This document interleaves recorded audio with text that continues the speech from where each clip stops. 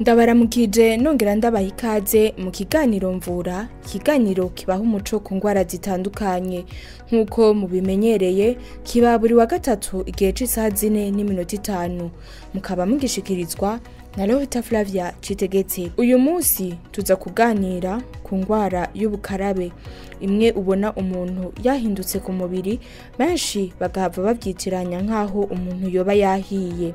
Mu Gifaransa nayo bakaba bayita vitiligo. Kugira dushobore kumenya byinshi kuri iyo ngwara, twaragendeye umuganga avura indwara zifatira ku rukoba, tumuhe ikaze muri kino kiganiro anatwidondore ca twinjira mu idonido rya kino kiganiro cacu. Kaze.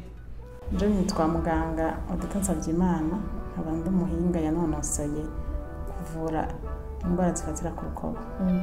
Ego muganga batubwiye ko umwana unosoye indwara zifatira ku rukoba, hari indwara tubona mu kibano bituma umuntu ahinduka ku mubiri ukagira ngo yahiye, ariko bayita vitiligo mu Gifaransa niko novuga. Bega iyo ndwara ya vitiligo ni indwara imeze gute, kuko benshi bayifatanya nk'uko ari ubushi?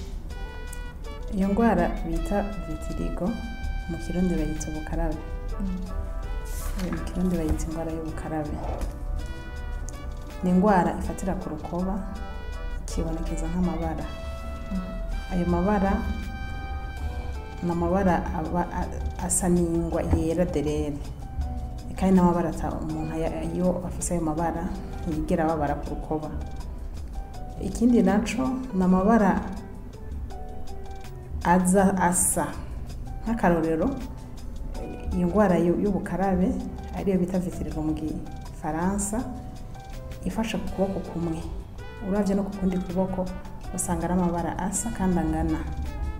Hanyuma cyo nagomba kumenyesha ariko baratwumviriza nuko amabara yose afata umuntu ku rukoba atari ubukarabe.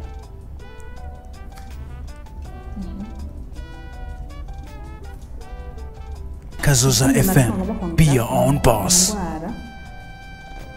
Hanini ikarira cyane ahantu hari imyenge, kuvuga iruhande y'umunwa, iruhande y'amaso, no ku bihimba by'irondoka ku bakenyezi. None ubutubwira ikiyitera? Ingwara y'ubukarabe izwe iterwa n'ibintu bitatu bitandukanye. Icambere hariho kuba umuntu yavutse, nukuvuga ko ico womenya nuko urukoba, igituma urukoba rw'umuntu rugira ibara kama. Tuvuze ibara kama nuko n'abazungu rirya bara ryabo byarujya rukoba n'ibara kama. Hariho abirabura, hariho abazungu, hariho abera, abo bavuga ko bera, hariho n'abandi bavuga ko bafise ibara nk'iry'umuhondo. Nukuvuga ko bajya bose ibara ryabo n'ibara kama. Nukuvuga rero kugira ngo dufatire aho iwacu kuko dufise urukoba rwirabura, hariho ibintu bituma umuntu agira ibara kama. Icambere hari igihe ibituma umuntu agira ibara kama abivukana ku rugero rudashimishije. Iyo rero abivukanye ku rugero rudashimishije, hariho imyaka ashikamwa, imyaka 20. Imyaka kuva ku myaka 20 gushika ku myaka 35 niyo ngwara yibonekeza cyane. Uti no kubera iki? Nuko iyo ngwara y'ubukarabe hari ikintu cambere kikabura. Ikintu cambere kikabura ni imyitwarariko myinshi. Hanyuma umunyesha makuru urazi ko muri iyo myaka umuntu abavuye mu bwana agomba kuja mu buzima, agatangura kuraba ati mbega imbere hameze gute. Benshi baba bahejeje amashure, hariho babona ati akigereje kubaka, hakaba ari imyitwarariko myinshi. Iyo rero iyo myitwarariko ije asanzwe afise ico kibazo, urumva ico kibazo basanzwe gifise, ingwara igaheza rero ikagaragara. Ico ni gituma cambere. Ikigira kabiri ni karonda no kuvuga ni Gifaransa genetique, ni mu muryango. Nuko mu muryango hari umuntu yigeze kugwara iyo ngwara. Nukuvuga ko iyo rero hari umuntu mu muryango yigeze kurwara iyo ndwara arashobora kuyiha umwana cyangwa umwuzukuru bakagenda barayihanahana. Muri ico gihe abantu bari muri uwo mugwi mu muryango higeze kuba umuntu agwaye iyo ndwara, n'abantu bategereza kwirinda ibintu bimwe bimwe, kuja ku zuba ryinshi cyane na ya myaka bayigezemwo, nabo bategereza kwirinda cyane imyitwarariko irenze urugero. Imyitwarariko irenze urugero, kuko imyitwarariko nta muntu yoyibura. Mugiye irenze urugero, uzuti mu muryango harigeze kuba umuntu afise amabara, ucugira uti nanje ashobora kumfata. Ico ni igituma higira kabiri. Igituma higira gatatu ni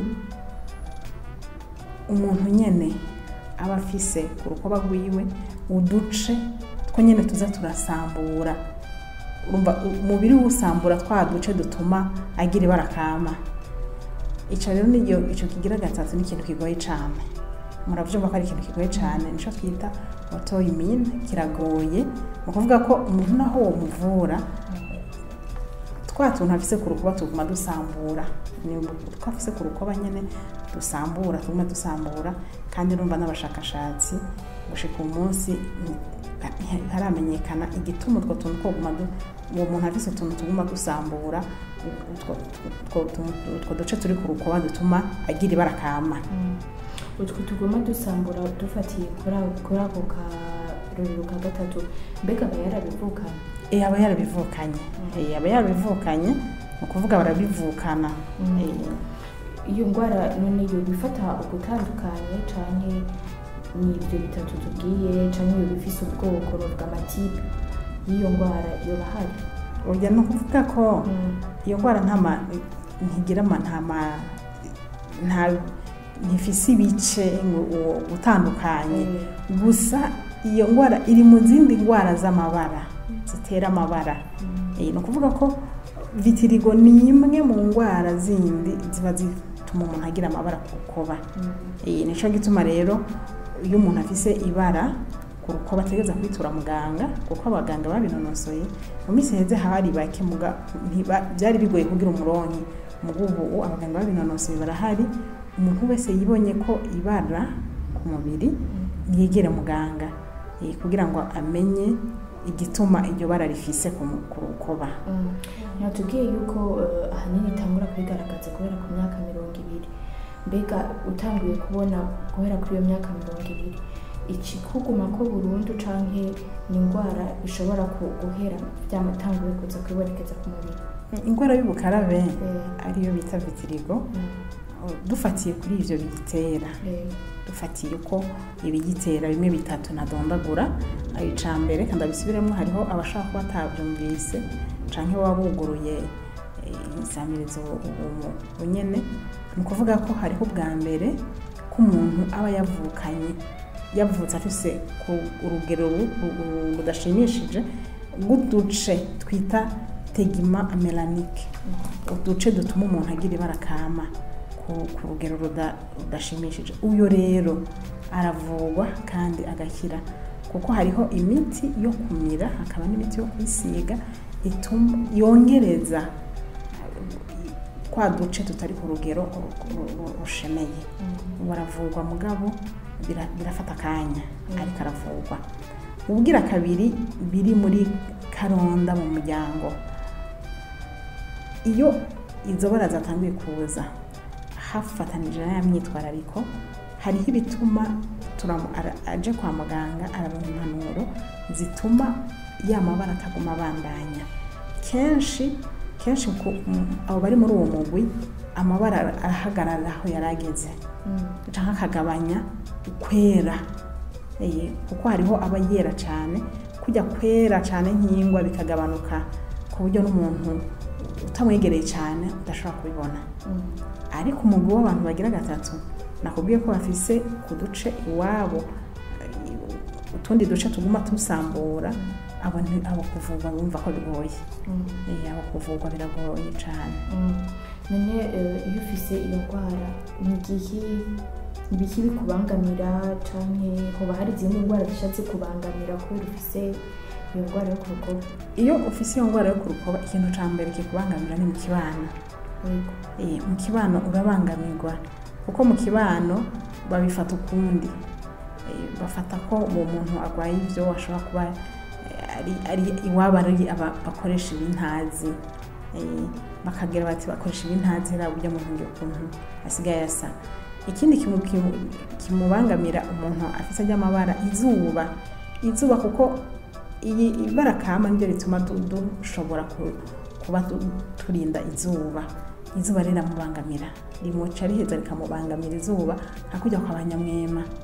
Urabona abanyamwema ko biyera nawe hajya hari amabara izuba rishobora mubangamira. Nico gituma ku bantu baba bafise ry'amabara tubahanura iyo bagiye ku zuba rikaze nk'abafise amabara mu maso kwambarisha inkofero.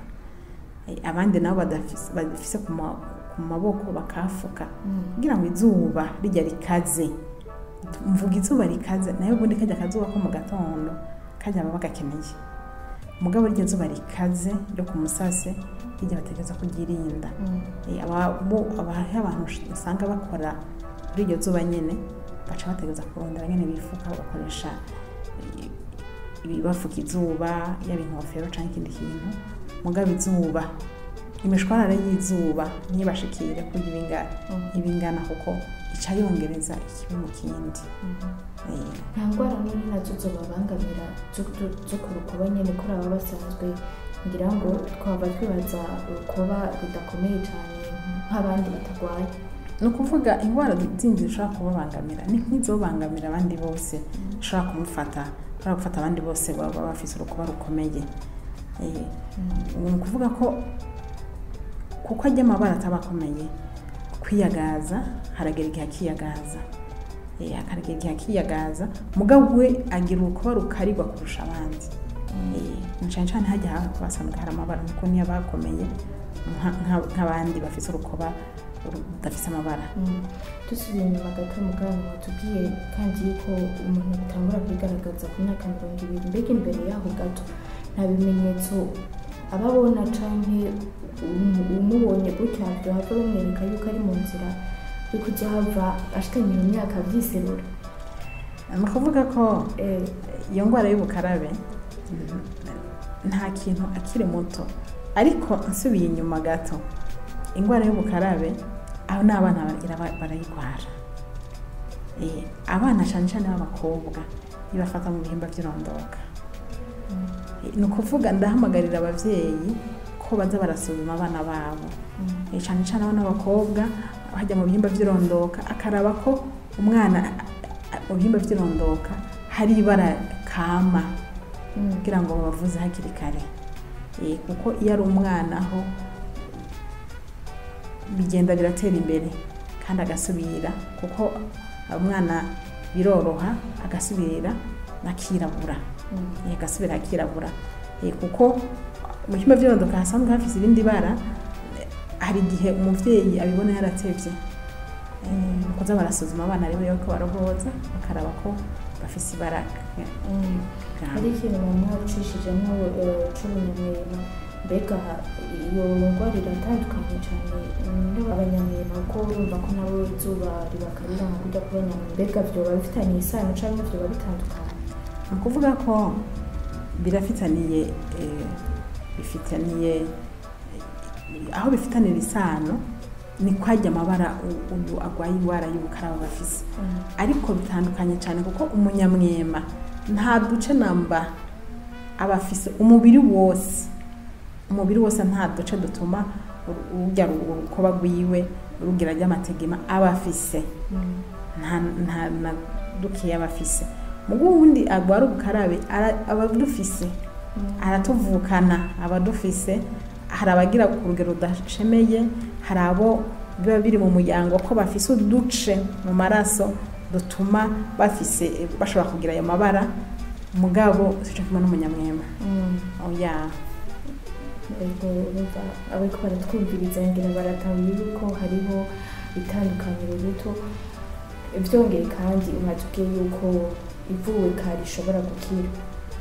Yego ho byoshika ikaja mu rugezo rwo kudakira umuntu akaguma nkuko ubuzima bwose. Ni ukuvuga ko wa mugwi wa gatatu w'abantu bafise ibituma ku mubiri ni ukuvuga ko niwe umubiri wiwe urasambura bituma ubutari muri uwo mugwi wa gatatu bajya abandi barasa amahirwe yo gukira barafise amahirwe yo gukira ariko bitura abaganga kandi ikindi aho abatari bake bananirirwa ni indwara isaba uburyo butari buke kandi ni indwara isaba ko umuntu afata umuti igihe kitari gitoya kandi imiti ntigurwa amahera makeya ni imiti isa n'iyizimvye nico gituma rero umugwayi kandi uko bigenda birakira bukebuke ni ukuvuga ko akarusho ariko afata umuti ntaca abona akarusho ubwo nyene aho rero kuko niyo miti isanzwe binazimvye haragereka akavuga ati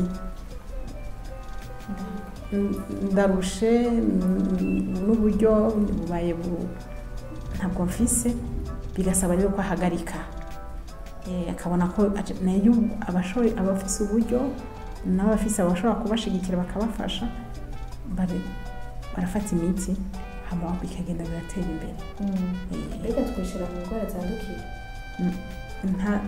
nashaka rero aho urakoze cyane kumbaza ico kibazo indwara y'ubukarabe ijya mubona abantu baba bafise amabara ijya ntiyandukira hari abantu batinya no kubaramutsa batinya ngo no muramutsa aha aranyanduza ijya ndwara ntiyandukira ni indwara yo kurukoba itandukira naho ufise ajya amabara naho yo bafise ku bikonjo ukamuramutsa mukagwana mu nda mugasangira yama ahantu hamwe nta ngorane ijya ndwara n'indwara itandukira none tubandanyije naho mu by'ubuvuzi mu buvuzi bwafasha gute mbega hari ibipimo byoroshe kuwitora kuvura imiti iraboneka cyane kugira ngo abantu bahimirizwe kwivuza ndibaza kuko benshi hoho bayifata nk'ubushe n'ubwo akari indwara cyangwa bavuga ati ni ibintu wakoze byatumye isuku naco gituma nakubwiye ko kenshi iwacu mu Burundi bayifata nk'uko ari ibintazi bafata yuko uyigwaye hariko amakosa yakoze canke abavyeyi biwe bo bagendera mu bintazi ni ukuvuga ko iyo indwara y'ubukarabe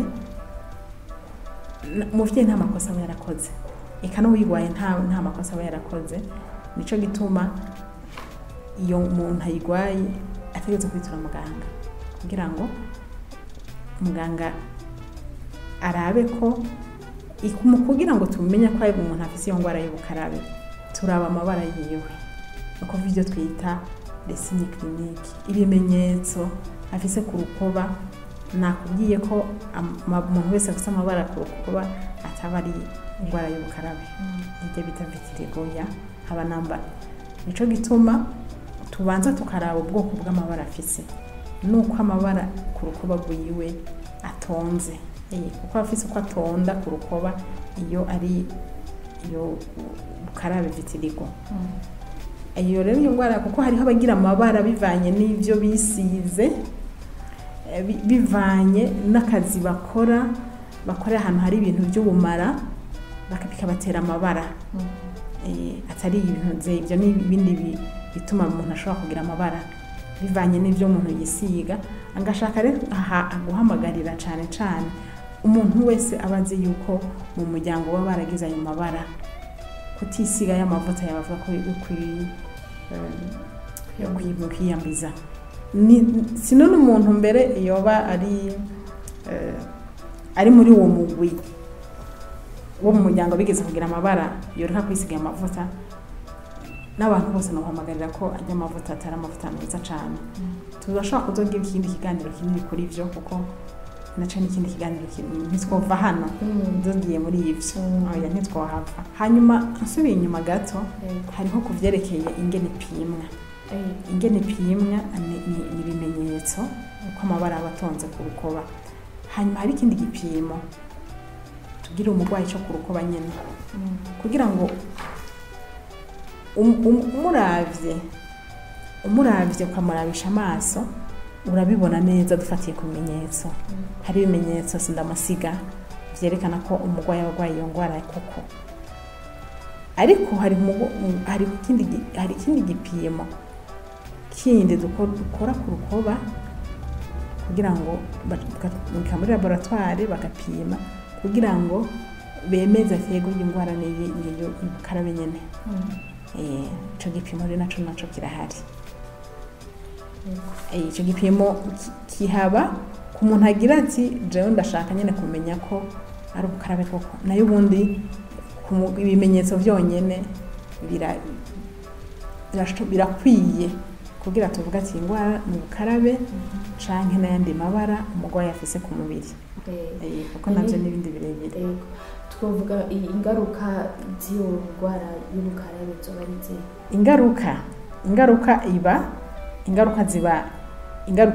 Hariho ingaruka mu kibano kuko urabona nk'ubu nk'umuntu urabona ko iyi ndwara yibonekeza cyane mu myaka yo umuntu agira aje abari nk'abakobwa baje mu Burundi, abandi bubaka ingo zabo barabinuba, umukobwa afise amabara baramwinuba ati njyana ngo ntapfa ndamutwara, abafise amabara bo mu bihimba vy'irondoka barabinuba gose ngo ko batoshobora kuzohava bibaruka, ariko naho bisa bisana kuko indwara ibiri inyuma ku rukoba nyene hajya babona nijike imbere.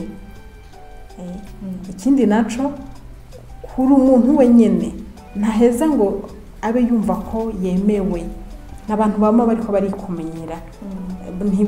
Hariho nabo bakora akazi akumva umengo ntari nawe nse umuntu mu bandi kubera ajya amabara bafise, abantu bamara mutunga urutoki ugasanga haragera bivanye nuko kwikumenyera abantu baragize n'izindi ngorane zimwe twita amadepression zihahamuka. Umuntu ugasanga yaragize hahamuka kubera ajya amabara, abantu bose bamutunga urutoki wabaye iki, warahiye, mbega vyagenze gute, bikamutera ihahamuka. Ikindi naco naho nyene ku rukoba kuko urukoba rwiwe ruba rusa n'urudakomeye cyane cyane hajya hari amabara, ni ukuvuga ko izuba hariho akazi adashobora gukora, ahantu hari ubushuhe bwinshi ntashobora kuhakorera, hariho ubuzurumva bumwe atabashoboye gukora. Ikindi naco hari izindi ndwara zo ku rukoba zica nawe zimukarira, ibi byo gutukura cyane ku rukoba, iyo hashushe usanga yatukuriye acagira urukoba rusa n'uruboruha urukoba rukarirwa, bikaca kandi bituma ategereza kwisiga amavuta yandi atari ayasanzwe nyene abantu batandukanye bisiga. Bica bituma ko yama kwa muganga kuko amavuta yisize amavuta atari kwa muganga atandikiwe na muganga hajya hari amabara hama hariko hamengo harabara umubaba hama hariko haraguma umubaba. Hariho ikintu abantu bahora bagira kubwoba cane ngo ashobora kugira kanseri y'urukoba, abantu barabivuga gose, mbega ufise amabara ashobora kugira kanseri y'urukoba. Kanseri y'urukoba ifata kwinshi, ntibari mu mugwi w'abantu bashobora kugira, bari abantu bose ntibari muri uwo mugwi twofata nk'abahinga ko ufise ijya ngwara ya vitiligo ategereza kuba yogwara acagwara ingwara y'intuze ya kanseri y'urukoba. Oya, vitiligo iratandukanye cyane n'ubunyamwima, biratandukanye rwose kuko ujya na afise arabifise, ibituma yirabura arabifise, gusa bigenda biragabanuka kandi ku bice bimwe by'urukoba. Burya ntaheza ngo yere rwose umubiri wose, ku bice bimwe. Iyi ndwara twohava tuyishira mu ndwara yoshobora kwirinda canke yoshiramo uruhara rwiwe kugira ngo ayirinde canke ayirinde abana biwe. Iyi ndwara y'akaronda nta kumuntu mwiza ngo ayirinde. Indwara y'akaronda ni ukuvuga ko wirinda ibiyikabura kuko mu maraso iwawe iyi ndwara uyifise. Hariho rero ibyo bikabura indwara wowe n'ibyo uca wirinda. Ututi muri uwo muryango nk'akarorero ati muri uwo muryango bama bariko kadafatire ku ndwara iyo ku rukoba nyene, bajya abantu hariho bagira amahere menshi mu maso, ukamenya uti twe mu muryango ayo mahere mama wacu yarayafise, mama yarayafise, bagiye barakurikirana, mama nawe yarayafise, nanje ndayafise. Umaze kumenya ko iyo ngwara iri mu muryango bama bayize canke hariho indi ngwara yo kwiyagaza usanga mu muryango abantu bakuza bariyagaza, wowe ucumenya ko witwara kugira ngo wirinde ibiyikabura. Nakubwiye ko iyo arakaronda iri mu muryango bica bisaba ko abantu bari mu muryango birinda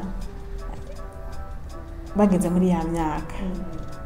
Bageze muri ya myaka nakubwira 20 gushaka 35 birinda guhagarika umutima cane, kugira imyitwarariko irenze urugero, kuko imyitwarariko ntibura ariko irenze urugero, no kwirinda kwisiga amavuta atuma abantu bimonora. Ayo bategeza ko yirinda kuyisiga. Numva mvuga ko nk'abigeme kuko abahungu urazi ko batayisiga cane, baca bategeza kwirinda kwisiga cane ry'amavuta. Ry'amavuta bategeza kuyirinda, hama bakirinda cane gukorera ahantu ku zuba ryinshi. Ego muganga, imbere yuko nza ngaha hariho abo twashoboye kuganira ndababaza hirya no hino, mbega iyo ndwara baramaze kuyibona bakavuga ati ego timwe mwibaza yuko umuntu yivura gute canke mwibaza kiva kuki. Hari abatanze ati ubuntu ababuze vitamine mu mubiri, nta mboga arya, bimwe vy'amavitamine. Mbega hariho imfungurwa zoba zibitera zigahava zibura ku mubiri, kuko bashavuga ati umubiri utanguye guhinduka, hari ivyo adafungura bikwiye mu mubiri. Uwo ni uwa mbere. Uwundi akavuga ati jewe ico nibaza ko umuntu yohava ahinduka ku mubiri ngo nuko akiri muto ngo batamusize ikambiri. Ivyo ni ivyiyumviro vy'abantu batandukanye, sinzi ko ugira ico bibabwiye ko babitahura kugira ngo nabo bazoshobore kuvyumva. Naho bisa bisana niyo n'ingwara y'ubukarabe bita vitiligo, ariko nakubwiye ko ibigira amabara atari vitiligo gusa. Si ubukarabe gusa, hari ayandi mabara ava ku gufungura nabi. Baravyitiranya. Hari ayandi mabara ava ku gufungura nabi. Gufungura nabi mugabo ingwara y'ubukarabe yoyo iva ku bindi. Nakuvuga ko ubwo umuntu ari ingwara y'ubukarabe urumva amabara yose barayitiranya, bagira ukubwo. Nico gituma umuntu yibonye kwibara aza kuraba muganga kugira amenye iyo ngwara y'ubukarabe ico yavuyeko. Ni naco gituma abantu bafite iyo ngwara y'ubukarabe benshi bihutira gufungura ibi. Muri ico gihe ariko arajuragirika afungura ingwara ntihagarara, iguma irandagata. Bagaheza rero bakadushikira ingwara imaze kugera ku rugero rurengeje. Kuko babanza kwigeragereza. Babanza kwigeragereza muri utu na turiya, barahana amakuru burya byo bari ibi, ingwara ikabandanya ikura. Abonye bigeze kure akaca ashika kuraba muganga. Bikaca rero bica bituma afata nabo cakiringo ategerezwa gufata umuti usanga kinagwijijwe na kabiri. Na bwa buryo nakubwira ko iyo miti n'imiti isanzwe izimvye bigatuma umugwayi arambirwa hakiri kare. Niho rero baca baheza akavuga ati kumbe iyo ngwara rero ntivugwa. Kuko urumva umugwayi arambirwa kuko yagiye aratangura gufata ibindi azi ko hariho amabara asanzwe ahera, kandi hariho n'ayandi mabara aza kubera ugusaza kurukoba. Ariko naho bisa ibyo byose bimenyera kwa muganga. Uwo numva ni wavuze ngo kubifungurwa Harode yavuze ngo bukiri muto utasizwe mu kambiri gukuze gutegerezwa kurwara ibintu ku mubiri. Mbega uwo nawe ni uwo mu muco kari gusigurira uyo, kuko dufasha ikambiri ahanini barisiga abana baza ko ari bafise uburyo bubayabaye aho rero bajya bafise uburyo ubona nk'abana bavuka mu miryango ifise uburyo bubaye bafise amabara bose bubaye bafise amabara bose kuko bajya ntibigera bisigiye kambiri iyo kambiri rero ntaho bihuriye n'iyo ngwara y'ubukarabe ntaho bihuriye kuko hariho n'abasizwe iryo kambiri usanga iyo ngwara bayirwaye baraza kumva umuco wabyo yuko bitava gufungura bitava ku byo wisize ari ibintu biba biri mu mubiri ibituma nabikubwiye n'ibijya bitatu nivyo bitera irya ngwara nayo kugira hari handi utundi tubara tundi dushobora kuza ku mubiri atari ubukarabe iyi twitwa vitiligo. Mbega iyo vitiligo mu buvuzi hamwe bwe mwakira abantu kandi muri muhinga yanonosoye ku ndwara zo ku rukoba mubona yibonekeza cyane hano mu Burundi? Iyo ndwara hano irahari, indwara twita y'ubukarabe ariyo vitiligo mu gifaransa irahari ngaha muri iki gihugu cacu, kandi n'abagwayi bivanye n'ibiganiro babaza barumva by'abaganga babinonosoye, abagwayi baraza kutwitura bavuze bumva ko bashaka gukira, ukuvuga iyo ngwara irahari kandi nakubwiye ko ifata abana, irafata abayabaga, irafata abakuze, irahari hano. Yego, mubona none bijukira kuza kwa muganga hakiri kare cyane musanga mubakiriye bageze kure? Tubakira bageze kure nyine kuko nakubwiye ko babanza kwigerageza. Ni ukuvuga ko nagushaka guhamagarira ko baranyumviriza ko umuntu wese yibonye kwibara yo kwitura muganga kuko hariho amabara avurwa kandi agakira. Amabara yose umuntu afise ku rukoba si amabara avurwa, si amabara adakira nk'uko abantu benshi babizi. Hariho amabara avurwa kandi agakira, kandi ugasanga umuntu asubiye kugarukana kuba yiyumva, kwiyumva mu bandi ko adafite amabara, cyane ko hariho igihe amabara afatira ku bihimba by'irondoka bigatera amakenga abantu batandukanye. Urumva nawe ko ku bihimba by'irondoka pereza bigatera amakenga ko byaba ku bihimba by'irondoka by'umwigeme cyangwa ibihimba by'irondoka by'umuhungu, iyo ngwara irashobora kuhafatira. Bene abo rero iyo ngwara ifatiraho abo bo baza hakiri kare, abo rero bari mu batwitura kuko urumva ko ibifatiye ahantu hakomeye. Nayo abandi mabara aba yafatiye ahandi nibo abandi nakubwira ko babanza kwigerageza. Yego muganga, imbere yuko turangiza ikiganiro cacu nk'umuganga yanonosoye indwara zifatira ku rukoba, iki wotekerera bariko baratwumviriza nk'impanuro bogenderako nimba babonye umuntu afite ico kibazo, nk'impanuro yomubwira canke atanguye kubona ko nyene ayo mabara mako muradusigurira uko yovyifatamwo imbere yuko turangiza ikiganiro? Urakoze cane. Ukuvuga ko abariko baratwumviriza ku vyerekeye indwara y'ubukarabe ariyo twita vitiligo, ni ukuvuga ko nashaka guhamagarira umuntu wese iyo yibonye ko ibara ko yitura muganga. Ikigira kabiri, indwara y'ubukarabe ntiyandukira mu kibano. Abantu bafise amabara ni indwara itandukira, ntibabinube wabakumire hanyuma baze bahave bagira na za ndwara zihamuka bagatinya no kuja naho abandi bari. Zirya ndwara ntizandukira. Indwara y'ubukarabe ni indwara itandukira. Ikindi naco ni babashigikire, babahimirize kuja kwivuza. Ko tuko turavuga indwara y'ubukarabe, nohamagarira kandi mu bushikiranganje bw'amagara y'abantu hariho igisata kijejwe kuvura gukurikirana abantu indwara zidakira, ziri mu mugwi w'indwara zifata umuntu igihe kirekire. Nka cancana nk'abo bumvise ko hariho abantu bari muri uwo mugwi, twovuga yuko ayo mabara bigorana kuvurwa.